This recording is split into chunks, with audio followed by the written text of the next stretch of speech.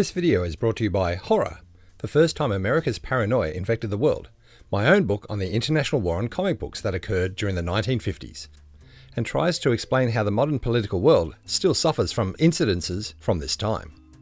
Now, if you like movies like Stand By Me, or Hollywood history like Alfred Hitchcock or Orson Welles and the trouble they had with media censorship of their movies, well, this may well be the book for you.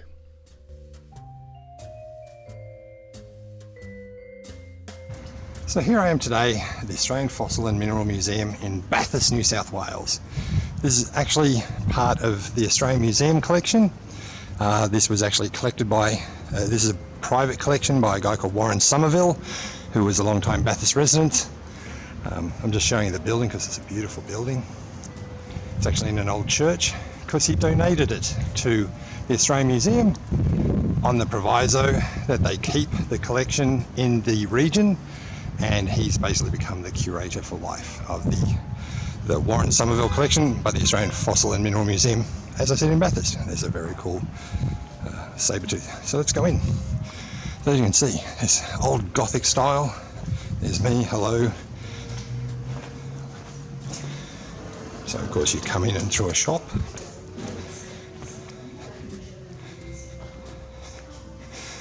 Very cool little play area for the kids with some fossils and minerals. This is one of the most beautifully laid out museums you'll ever see. So we start off with this fantastic mineral display. These are all from all over the world. Of course, we do try and, or they try and highlight Australian specimens where they can, because it is part of the Australian Museum, but there's obviously stuff from all over. Alright, moving on. As you can see, gallery after gallery, these beautiful minerals. And as I said, for a regional museum, beautifully laid out. Gold. There's actually I will zoom in on that. This video is showing a lot of prehistoric creatures. This is actually supplied by a toy company, not a toy company, but a figure company. And they make lifelike figures of all these. So this is basically their ad. It's a fantastic company. If you're looking for a model of a Eurypterid or something, look them up. All right. And these minerals are all put in there, different phosphates, and Bathurst, Wellington are known for their phosphates, silicates. In fact, that's what the Wellington caves were, a phosphate mine. Uranium. Let's not get too close. Kidding. All right, fossils. So Warren has obviously collected for many, many years, got into places where things weren't illegal at the time, or the Australian Museum has had the rights to collect something or borrow something or swap something with another institution. So there are some Chinese fossils here. I'm sure they're perfectly fine. But there are also some fantastic Australian things like Thylacoleo. Got a nice Madagascan egg. Giant bird. But the other thing he's got, starting with some Ediacaran. Got some really nice Ediacaran fossils here. Dickinsonia. Let's actually see if we can focus in on that guy. Now considered possibly the earliest animal. Has some even rarer stuff. This is from the Flinders Ranges. This stuff's not so old, it's like 560 million years old. It's a little bit hard to see the fossils in these ones, but if I try and zoom in, there you go, you see a bit there, a bit there. Alright. Over here, now anybody watching the news lately has seen the terrible bushfires that happened in Australia. One of the most hardest hit places was Kangaroo Island. Kangaroo Island is just off of South Australia. A lot of people aren't aware that Kangaroo Island is another World Heritage or world famous Cambrian site where we find trilobites. All the animals from the Cambrian explosion are found at this place, and here's some stunning Kangaroo Island trilobites, and you see some of them are big. There's also other bits and pieces, just like the Cambrian, you find everything They're not quite the highest quality that the Burgess Shale has, because the Burgess Shale was in that very fine silt mudstone, and there is actually a Burgess Shale fossil here. There's also a few from all over the place, like China. There's some China Cambrian fossils here. Nice collection. But yeah, so here, I'll pull back. So, yes, Kangaroo Island has some beautiful trilobites. Of course, we've got a Rexy. We'll one day have to do a folder of all the tyrannosaurs I've seen throughout the world. I believe this is a cast of Stan. So then we've got the usual suspects. You go through all the different groups of animals. We're dealing with the corals, dealing with the graptolites, a bit of a mixture of everything, all the reef animals. And again, where they can, they've got the Australian specimens, which are usually rarer, and of course there's just nobody out there collecting this stuff. You know, to me this stuff looked like the things you find from Pennsylvania, the Carboniferous fossils, but these are actually from New South Wales. That beautiful gold one is from Queensland. Yeah. And of course Dunny-Doo, you'll find them in shops all over the world. More fossils. One of the more unusual dinosaur poses I've ever seen. I think that was actually built in the pose they were supposed to be. Odontosaurus. I just read the sign.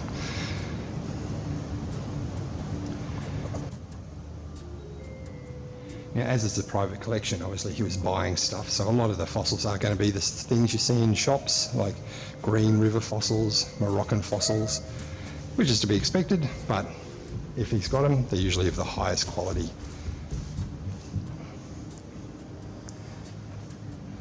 Solnhofen. Okay, now this is pretty cool because this is quite nearby, Talbraga. So this is one of the only Jurassic, especially the only Jurassic fossil fish sites in Australia and New South Wales. They're usually this beautiful, creamy caramel colour. You can see lots of different, including leaves that are very similar to the Wollemi pine. And we'll look at the map. For those of you who aren't from Australia, you can see where Talbraga is. Basically where the Wollemi pines living are in the Blue Mountains, which is a little bit that way. So they're very close. So they hadn't travelled very far in 200 million years. So of course Green River, Priscacara. One of the things I do like is these stingrays that we find in Green River. I do believe, and this has been a while since I've read this, I do believe their closest relative, or the fossils or the living species that are the closest to these, live in Queensland, which is kind of Queensland, Pacific coast of America are opposite each other. So perhaps these were originally marine species and they were crossing over and shared common features, or just another form of animals looking similar but aren't actually that closely related. Very nice saber-tooth. I've been debating if this is real or not, because it really looks like there's dirt and everything still in there. So that'd be cool if that's a real one. And there's a Dinictus. And as I was saying, beautifully laid out. It's fantastic. And one of the things I love the most is the amber display. And why I like it is you've got this cool little doohickey. We move this, really focus in on the specimen. Not sure my camera's going to do it while it's in camera mode like this, but hopefully it will show us this sweet little thing, which is a gecko. Might help if I zoom it in. Well, there we go. Let's go this way. A gecko in amber. Oh, too close. And he does have some beautiful specimens here. Hang on to your butts if you like spiders. or don't like spiders. So, what a clever little way of displaying amber. And it's been here for a while. I've been here a couple of times, and every time it improves, increases, there's new things on display. This was one of the very first specimens, and right from the word go, I thought that's a clever way of doing it. Now, we're in Bathurst. The next big city along is Wellington, the Wellington Caves, the famous megafauna caves that were found by Thomas Mitchell, sent over to London to, of course, Richard Owen, who named dinosaurs, gave them their name, and Richard Owen deserves a lot more praise in Australia. Richard Owen described and named nearly every prehistoric species. So we've got the giant wombats, Diprotodon. We've got Thylacryleo carnifex, big carnivore. We've got thylacines, lots of different species, and most of these are from out of the Wellington Caves. Though by the colour of that one there, and I'll try and zoom in, this Thylacryleo, that to me is Narracourt Caves. So 25, doesn't say, but some of these are from the Narracourt. So that brownish colour to me screams Narracourt. Another dinosaur, and I do believe this dinosaur was originally on display at the National Dinosaur Museum in Canberra where I worked, but this left before I started. I want to say it's a Gorgosaurus.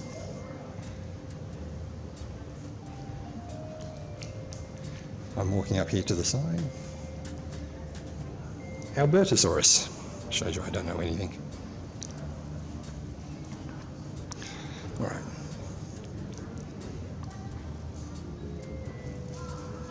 I was hoping they'd say if the T-Rex would stand or not, but they don't. Now, as I said, this is in an old church. Look at this ceiling. I'm going to get to the corner, give you a much better view of this. Actually, we can go upstairs. Alright. So I like this window here. This is just a general how fossils are made and the different types of fossils that you can get. You can get trace fossils. You can get actual fossils, which are insects trapped in amber where the original animal is there. And of course replacement fossils, where they're replaced by various minerals. But we'll head up the stairs.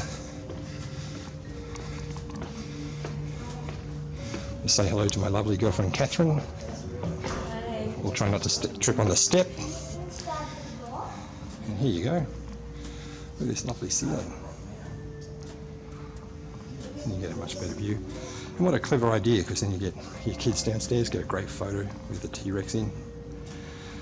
And it wouldn't be a trip to an Australian fossil place without opal.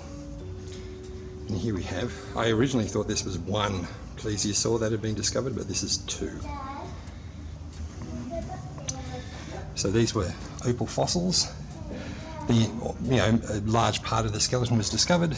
The opal miners smashed it, took out the gem quality opals to sell, and this is what left. And you can see they really smashed it. These look a lot like ribs to me. Some of them look like they're probably paddle bones. But yeah. But as you can see, they do have quite a few of them. Alright, so that's the fossil side of this museum.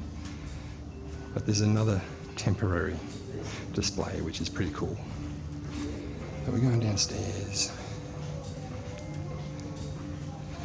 So the Australian Museum's closed at the moment, will not be open for another 2 years. The Australian Museum is updating all its galleries, which has turned out to be a boon. Oh, just noticed this. Some lovely opal. Okay. So they've actually started sending out parts of their collection to all the rural museums in New South Wales so that they can display it. It's out of the way, they don't have to keep moving it while they update their displays. And that's just straight through here. So this is another private collection that was donated to the Australian Museum. This guy's name was Albert Chapman. Now, Albert Chapman, he knew Warren Somerville, and I believe here's a picture of Warren and Albert working. There we go again. I'll do a quick zoom around.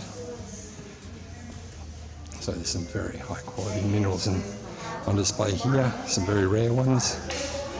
It's pretty amazing. Beautifully laid out, beautifully labelled. Lots of reflections here, so I'm trying to dodge the reflections.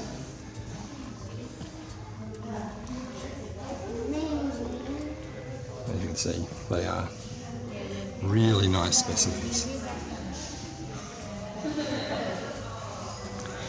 And that's about it. And because a lot of you guys aren't from Australia, how about we do a quick little treat, show you what Australia looks like.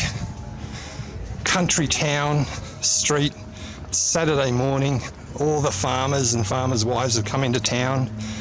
You know, beautiful. Look how old this is, because this is a very old part of Australia. Bathurst was, after Sydney, one of the first places to be settled. So there are a lot of old buildings here. Old for Australia, I should say. And here we are. Country town, New South Wales. Got a reverse park. You have to reverse park. They get very angry if you don't reverse park your car. All the utes and everything where they've got to put in their sheep. Lovely little sign. And a lovely little shot of the museum, the old church from out the front. And there we go.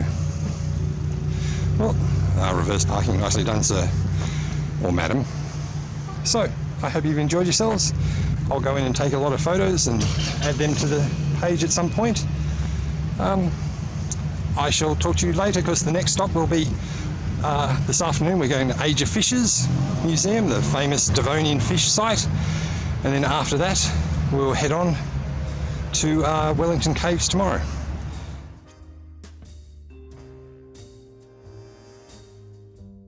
Now, I've been to the Bathurst Museum several times. In fact, Bathurst isn't that far away from Canberra, so when I was managing the National Dinosaur Museum, we'd get out there quite often and try and swap some items, maybe do some cross-promotion with each other, because we were at both each other's local nearest museums to help each other out. And it was always a joy. And I was even lucky enough to see this display before it went on display. I might even have a photo. I'll have to look for that photo, and if I do, I'll put it in here, of the Warren Somerville Collection before it was placed into the museum. And if I recall, a lot of his stuff didn't end up being on display, because this is now officially part of the Australian Museum, and a lot of the stuff he's been collecting all over his life wasn't so much Australian material. Also, some of it was incredibly important, so it may well be with the actual Australian Museum collection in Sydney. The other thing about Bathurst, and for anybody who's Australian, you know this, and maybe if you're a racing car fan, you might know this as well, but Bathurst is actually renowned for its racetrack, the Bathurst racetrack. The mountain, Mount Panorama. We were actually dropping off a dinosaur at another local museum, Canowindra, and we managed to take our little dinosaur on a lap of the Mount Panorama racetrack, meaning that for a short time, we had Australia's fastest dinosaur. And here you see it racing down the road in my old Ford Falcon. And what I do like is, if you watch to the end, watch the look of the dogs as this dinosaur suddenly drives past them. Those dogs look very, very nervous. All right. I hope you enjoyed that, and I'll talk to you soon with our next museum.